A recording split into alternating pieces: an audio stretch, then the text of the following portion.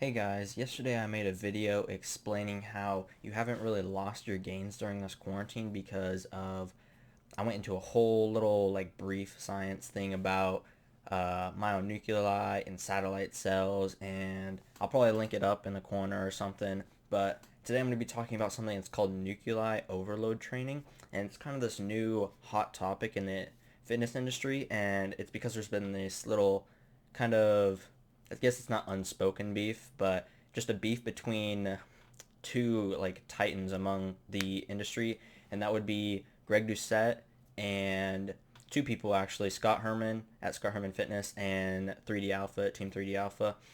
And so Team 3D Alpha has been doing this nuclei overload training. He just does all his videos on it basically. It's his basis behind his whole fitness and his channel and all that. And Scott tried it out. He tried it out in January on his did it with his biceps.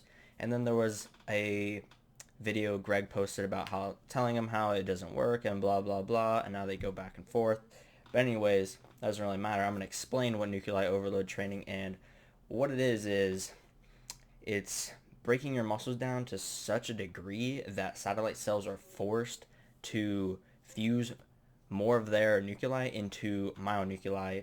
And if you watched my video yesterday, you would know what that means. I'm just going to give you a little explanation. So you have your muscle, you have muscle fibers. Each muscle fiber has a myonuclei. It's the brain of that muscle fiber. And when that muscle fiber reaches its maximum potential, you have to get more nuclei, which are myonuclei, for the muscle. And how that happens is the satellite cells that orbit around all your muscles, they go and repair your muscle, and they fuse their satellite cell nuclei into myonuclei for your muscles. So the more satellite cells that make the myonuclei, the more muscle you are going to have when you build it to its full potential. Now, in Scott's first video he made, he didn't elaborate on the fact that this is not a muscle building technique. It's a future muscle building technique. So doing these exercises, what he did was you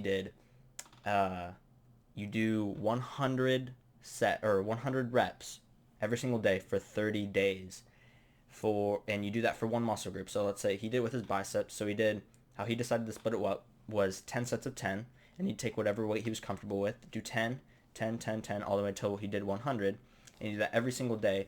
And obviously that is a ton of work. You need crazy recovery. And the point behind it is that you're not really supposed to recover. You want the muscle to break down as much as possible, so more satellite cells have to come and repair it and give it more myonuclei. So in the future, when you're able to actually train the muscle to build muscle and not just the satellite cell fusion into myonuclei, you have more muscle fibers to make more muscle. You can basically entirely skip the satellite cell fusion. And it's a really, really good theory. Hasn't exactly been proven, hasn't been disproven. That's why it's such a hot topic, is because it's just going back and forth and back and forth. So you kind of have to just work with it. I'm going to actually once the gym starts opening up, I'm going to actually try it and see what happens. You do see some growth, and that is because you are doing just so much work on the muscle. The muscle has to adapt. And a lot of the people, that brings me to another point, a lot of the people that support it, like Scott Herman and 3D Alpha, they look to people who do things every single day. For example, dancers, gymnasts, construction workers. 3D Alpha, he was raised in West Africa, so he got to see people that are like the villagers. They'd go and fish every single day. They'd have to pull the racks, the boats, and all this stuff, and they were all jacked because they had to do this every single day for basically their entire lives. So if you go and look at a dancer, for example, their legs are super, super developed, even though they don't go and do a squat or a deadlift. They just do super high intensity workouts on their legs every single day when they're dancing. And same for gymnasts. Gymnasts have crazy upper bodies. They have crazy chests, astronomical shoulders. They're mind-blowing shoulders if you go and look at a lot of them. And it doesn't exactly prove it. It's very good evidence. Doesn't prove it, unfortunately. But a lot of people have been doing it in the bodybuilding community, and it seems to be working. The reason that there's beef between Greg and Scott is because in Scott's first video, he didn't make light of the fact that this isn't a muscle building technique, and that is the way Greg took it. So he made a video, caused all the drama. That's kind of what is. That's how he gets views and stuff. So he kind of has to do that, which is understandable. But it is Scott's fault for not emphasizing the fact it's not muscle building, which he changed because 2 days ago he posted another video because he did it again on his back, his lats, and then he went more in depth because Greg had posted that video and he said not muscle building technique, and he went more in depth about basically what I said about the satellite cells and fusion. You get to skip that process and you just build more and more muscle. The bad thing about this is, well, I guess it's not necessarily bad, it's just not fantastic, is that you have to eat a lot of food, because obviously that's so much work for your muscles. You have to eat a huge amount of protein to be able to recover that fast, because doing 100 sets every single day is crazy work. Absolutely crazy work. That's a lot. So doing that every single day for 30 days, that is a lot. That's 3,000 reps. It's insane of just breaking your muscle down as much as possible to get as much satellite fusion to myonuclei as possible. So the practical use of this is a lot.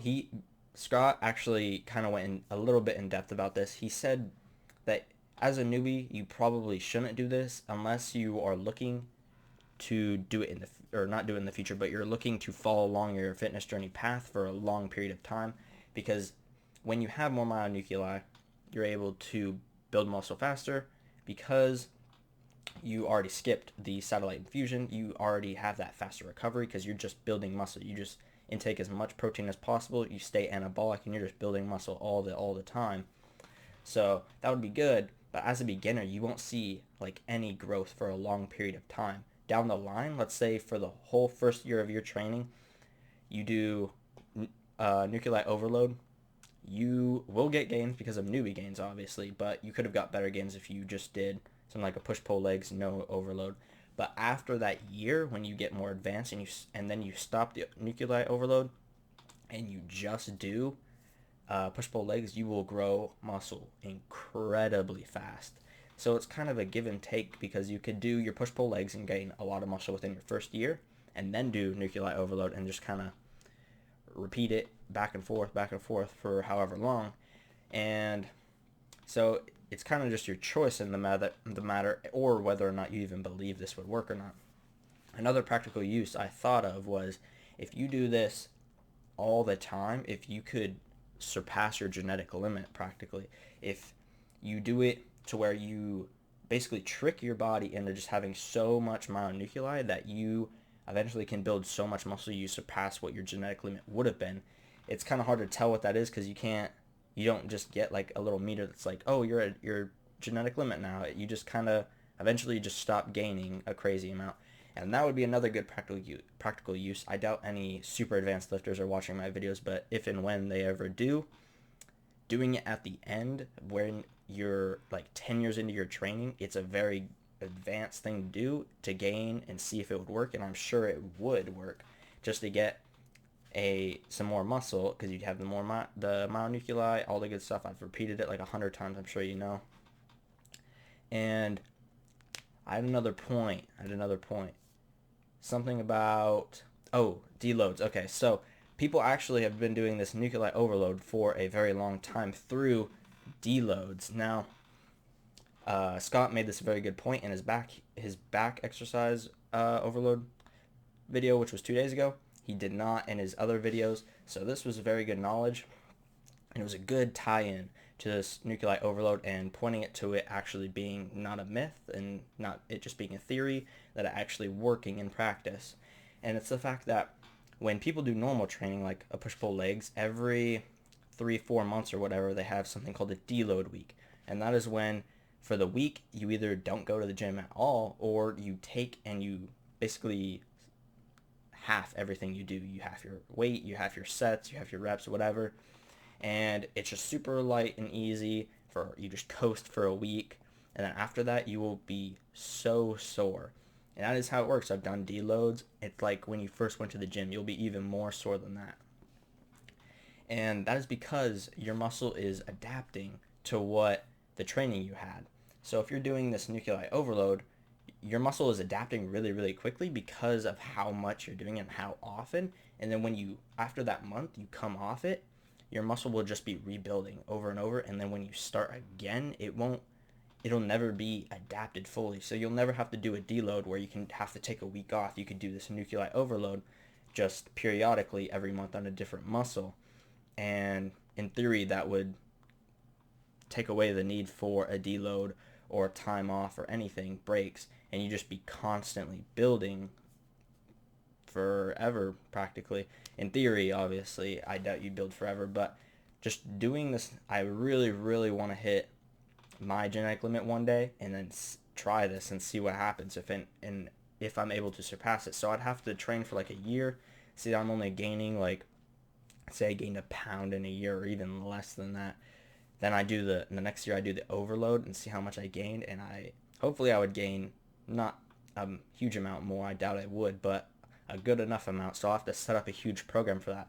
But I just wanted to bring into light this new training method and how beneficial it could be to intermediate to advanced lifters and maybe even beginner lifters if they know they're going to be doing this for a long period of time.